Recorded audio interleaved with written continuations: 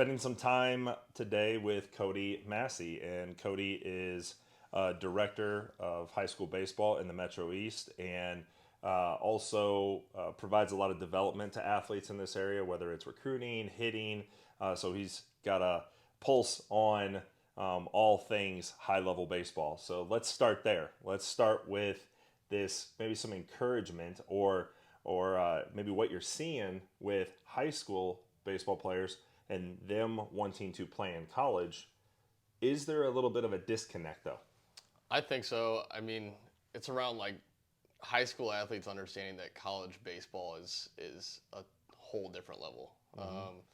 You go from high school baseball to college baseball. The jump is every kid there that's on a college campus was probably their best high school baseball player. So Right. a lot of high school baseball players are like, hey, I want to play in college, but they don't watch college baseball. They don't see the bodies that are in college baseball, and so the disconnect is pretty big when it comes to Yeah. their perceptions and their dreams like aligning. Yeah. So Yeah. So let's kind of really dive into that disconnect. So let's start at the college level. There's a lot of talent there right now. Why is that? But why is the quantity or depth of that talent so large? yep. Well, COVID added more players to the roster, so Right. that's a big Right. piece of it. So I'd say that is probably the biggest piece, just with COVID roster just backing guys up, and then also having like those couple of years where they didn't play, so players are in there longer. The portal, the transfer portal is now there, so Yeah. just a lot of old dogs, a lot of guys almost my age that are still playing college baseball, which is crazy to Yeah. believe. So Yeah. Yeah. That's. I think the summary of that is that the college rosters are deeper and older. So if you're a high school athlete and you wanted to play and you want to play high school ball, you can be on a campus with 24 or 25-year olds right now. You also talked a little bit about the transfer portal, and what we're hearing college coaches say is that really there's kind of two pools of recruiting now: recruiting out of the transfer portal first, then maybe recruiting out of high school. What are you seeing with that? yeah, I mean, if I'm a college coach and I want to win tomorrow, do I want to go run at a 22-year-old that I know is going to Right. throw strikes and throw low 90s, or do I want to take my chance on a high school kid that hasn't been in that level? So that's why most of the time right now, especially at Division One level, like they're going portal first and then high school second. There's some programs that are wanting to build up high school athletes to see the growth of their program over time. But if I want to win tomorrow, I'm going to go after the season Yeah. guys. So. Yeah, so we're seeing is recruiting maybe even happening a little later because of that. Because Yeah, yeah, and with the new rules too, they're kind of forcing that. They can't talk to high school athletes now until August 1st of their junior year, after their junior year. So that's been or going into their junior year, sorry. But that's been also a kind of a help too. At the same time, is now there's not freshman parents that have never played high school baseball in their life asking me why Vandy's not calling them. So right. it's been good on that front, just from a standpoint of like anxiety of families and going through the recruiting process of high school. But it's also kind of that like mad rush now for high school athletes on the tail end of their high school career Yeah. to go get recruited. So Yeah, yeah. Um, the depth, talking about having older rosters, having deeper rosters. Baseball is at a high level at all divisions. So maybe share on what are you seeing at the D3s, D2s, D1s, the JUCO route? How much is there talent at all those levels?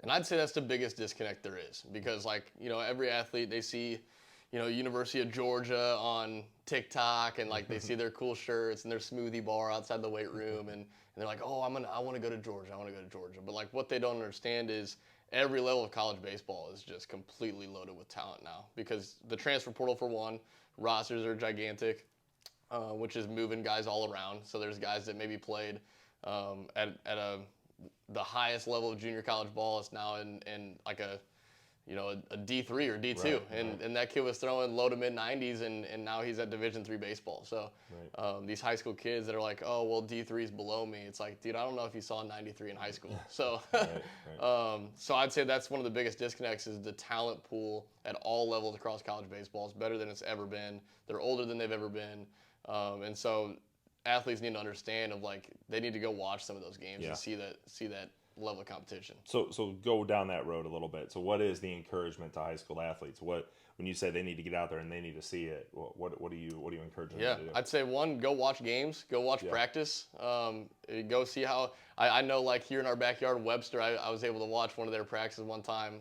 Coach Couric out there at GCS ballpark, and how he ran practice was unbelievable. And our high school kids just don't understand. Like, that's Division III baseball, but you go watch it, it's like these guys are playing. These guys are already signed. Right. So I'd say encourage them to watch practice, encourage them to watch a game, and then look in and talk to athletes that are in it, because the day-to-day life of a college athlete is so much different than getting a smoothie after your weight room. Those are the biggest ones. Like, truly look into it, not just on TikTok, but what does the day-to-day grind look like of a college athlete? Yeah. And then finally, I guess to help encourage an athlete, I mean, then you got to make a decision what you really want. What do you when you see it in action and you talk to those athletes that are going through it, the goal would be for our high school athletes to really truly determine what they want. Yeah, just alignment there. Like, you're living away from home, girlfriend's back at home.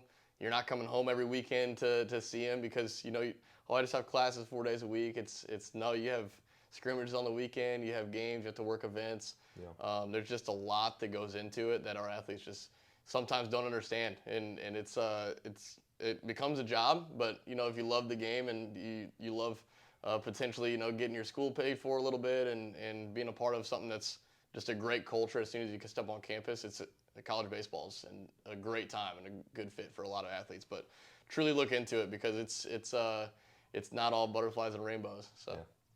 That's a good topic, helping high school athletes really truly understand what college baseball is right now in 2023. So appreciate the time. Thanks.